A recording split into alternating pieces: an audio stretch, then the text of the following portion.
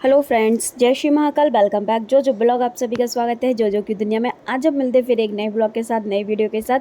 मैं जैसी ना कि फ्री मैं बाहर आ गई थी और मैंने कहा देख रहा थी आज बाहर का मौसम अच्छा लग रहा है। सुबह की धूप ने मेरे चेहरे पे पड़ रही थी तो बड़ा ही अच्छा लग रहा था। लेकिन अब ना जैसी गर्मी बढ़ती जा रही वैसे ही सुबह से इतनी तेज़ धूप निकलने लगी है ना, सुबह से ही गर्मी हो जाती है। और उसके बाद ना फिर मम्मी ने मुझे आवाज़ दे दी थी तो फिर मैं अंदर चली गई थी। मम्मी ने बोला चलो नहाने से पहले मेरे साथ बेडशीट चेंज करवाओ। मैंने कहा ठीक है बिल्कुल।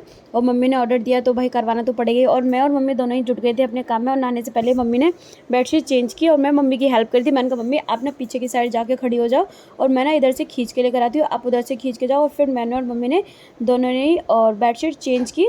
फिर उसके बाद ना मम्मी चली गई थी नहाने के लिए क्योंकि मम्मी को बहुत सारा काम हो जाता और मम्मी नहाने के लिए लेट हो गई थी। और गर्मियों में ना मम्मी की हालत वैसे ही ख़राब हो जाती है क्योंकि बीपी बहुत जल्दी बढ़ने लगता है मम्मी का, इस वजह से गर्मी की वजह से। फिर इधर मम्मी नहा के फिर भी वैसे ही भैया आवाज़ आ गई थी, भाई रेडी वाले भैया आ गए थे कि आंटी भूस उतरवा लो। तो मम्मी मतलब उतार तो खैर भैया ही रहे थे लेकिन वहाँ पे ना मम्मी को खड़ा होना पड़ता है। और देखो आपको दिख रहे होंगे कैमरे में अभी से कितने मच्छर लग रहे हैं, मक्खियाँ, मतलब गंदगी की वजह से इतने ज़्यादा मच्छर और मक्खी हो गए हैं बहुत ज़्यादा। और इसके बाद ना फिर इधर आ गई थी बतख और भाई इन लोगों ने ना एक बच्चे को पकड़ लिया था। देखो बॉबी कैसे बच्चे को पकड़ के बैठा हुआ है और मतलब वो रो रहा था बेचारा, उसको छोड़ ही नहीं थे। और ना उसको बतख से डर लग रहा था तो उसको और ज़्यादा डरा रहे थे ये लोग। और कल्लू के हाथ में तो कोई बच्चा आई जाए, पता नहीं क्यों कल्लू से बच्चे इतने डरते हैं और कल्लू और डराता है उनको और रुलाता है। और फिर उसके बाद ना फिर हम अंदर आ गए थे। भाई अंदर आके हमने खाना पीना खाया अपना और साथ में हमने पापा को भी खाना दे देते। हम तीनों ही लोग साथ में खाना खा रहे थे। पापा अपना आराम से बैठ के खाना खाते। फिर उसके बाद ना पापा चले गए थे वॉक करने के लिए और पापा अपनी वॉक कर रहे थे आराम से गैलरी में। और पापा ने देखो, पापा मतलब पैर अभी उठता नहीं है, मतलब खींच के कर पाते, लेकिन थोड़ी सी एडी उठने लगी है, धीमे धीमे उठ जाएगा मुझे पता है क्योंकि पापा इतनी ज़्यादा मेहनत और कोशिश कर रहे हैं, उनका पैर जरूर उठेगा।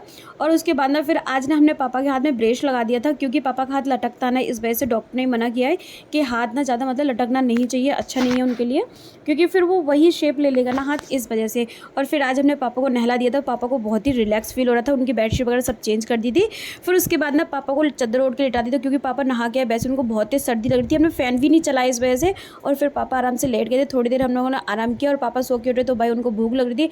पापा बोले बेटा हमारे लिए दलिया बना दो। हमने कहा ठीक है बिल्कुल दलिया बनाती हूँ। मैंने जल्दी से टमाटर को देखो मैजिक करके टमाटर चॉप कर लिए थे और उसके बाद मैंने साथ में दाल की बड़ी ले ली थी और सारा मैंने मतलब जो मुझे ज़रूरत थी ना वो सारा कुछ सामान मैंने निकाल के रख लिया था। तो दाल की बड़ी, टमाटर और ये इधर दलिया रखा हुआ था एक बाउल में और प्याज भी मैंने जो कि चॉप कर ली थी। अब वैसे दाल की बड़ी नहीं डालते लेकिन मैंने डाल दी थी। और देखो फ़ोन मेरे यहाँ से ऐसे छूटा ना कि नीचे जाके गिरा। फिर मैंने जल्दी से फ़ोन को उठाया क्योंकि मैं बड़ी को मतलब भून रही थी। और दाल की बड़ी ना जितने अच्छे से भुनेगी ना उतना अच्छा इनमें टेस्ट आता है। हमारे यहाँ तो भाई इसको मिथौरी बोलते हैं। और जितना अच्छे भुन जाएगी, मैंने दलिया भी भुना था, उतना अच्छा टेस्ट आता है। उसके बाद ना दलिया मेरा बन के रेडी हो गया था। और जो मैंने दलिया पापा के लिए ठंडा करके रखा था और अपने लिए एक बाउल में कर लिया था, भैया को, मम्मी को, सबको दे दिया था। और भाई सब लोग बहुत तारीफ़ करते कि दलिया बहुत ही टेस्टी बना। फ्रेंड जितने जैसे आपको दिख रहा ना उससे ज़्यादा इसमें टेस्ट था, बहुत ही यम्मी बना था दलिया। और ना मुझे इस तरह का दलिया बहुत ही पसंद है, मैं दही और रायते के साथ खाना पसंद करती हूँ इसको।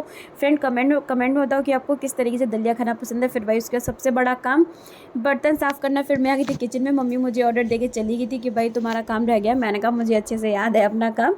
मैं अपना काम जाके कर रही थी, फिर मैं पहुंची किचन में और मैं लगी थी अपने काम में। जल्दी जल्दी मैंने बर्तन साफ़ किए क्योंकि आज पता नहीं क्यों हमारे यहाँ पे लाइट नहीं आ रही थी। सुबह 11 बजे से लाइट गई हुई थी और पता नहीं शाम को कितने बजे तक आएगी। अभी 4 बज गए और लाइट का कोई अता पता नहीं है, पता नहीं क्या केबल डल रही है, पता नहीं क्या, तो इस वजह से लाइट नहीं आ रही। फिर मम्मी तो बाहर बैठ गई थी क्योंकि अंदर बहुत ज़्यादा गर्मी हो रही थी, मम्मी से बैठा नहीं जा रहा था। और पापा भी मंदिर चले गए थे, मैं और मम्मी दोनों ही फ्री हो गए थे।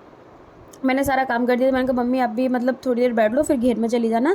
और इधर ना मतलब चाची आ गई थी, दादी आ गई थी, मम्मी, तीनों लोग बैठ के अपनी बातचीत करते। फिर पापा भी मंदिर से आ गए थे। ये तो अच्छा रहा कि पापा के मतलब मंदिर से आने से पहले मतलब लाइट आ गई थी। पापा आए थे बस जस्ट 5 या 10 मिनट में लाइट आ गई थी क्योंकि पापा को बहुत ज़्यादा गर्मी लगती है और इन्वर्टर भी ऑफ हो चुका था। कोई मिलने के लिए आ गया था पापा से, भाई वो मिल रहे थे। और हमें लग रही थी बहुत तेज़ भूख क्योंकि वो अंकल बैठे हुए थे, इसलिए हम नहीं उस रूम में खाना खा सकते थे। इसलिए फिर ना मैंने और मम्मी ने भैया के रूम में जाके खाना खा लिया था। खाना खा के फिर ही मैंने जल्दी से पापा के लिए दूध गर्म कर दिया था क्योंकि मुझे पता था वो अंकल जाएंगे वैसे ही पापा खाना मांगे, उनको बहुत तेज़ भूख लगी क्योंकि 8 बज गए थे और हम लोग जल्दी ही खाना खा लेते इस वजह से। और फिर पापा को हमने ना दूध से इसलिए खाना दिया है, आप लोग देख रहे होगे कि हमने दूध दिया पापा को क्योंकि आज हमारे ना उड़द की दाल बनी जो कि पापा को बिल्कुल भी अच्छी नहीं लगती है। पापा से मैंने पूछा कुछ और ले गए तो बोले नहीं बस इतना ही रहने दो। और फिर उसके बाद ना मैंने पापा को खाना खिला के फ्री किया, उनके हाथ पाथ धुलाए, फिर मैं पापा को दवा दे रही थी। और आज ना मैं पापा के पास बैठकर उनके पास बैठ के मैं उनको दवा दे रही थी और पापा मुझसे बहुत सारी बात कर रहे थे, मैं भी कर रही थी। और बस मेरे पापा जल्दी से ठीक हो जाए, इतनी सारी दवाइयाँ उनको ना खाना पड़े।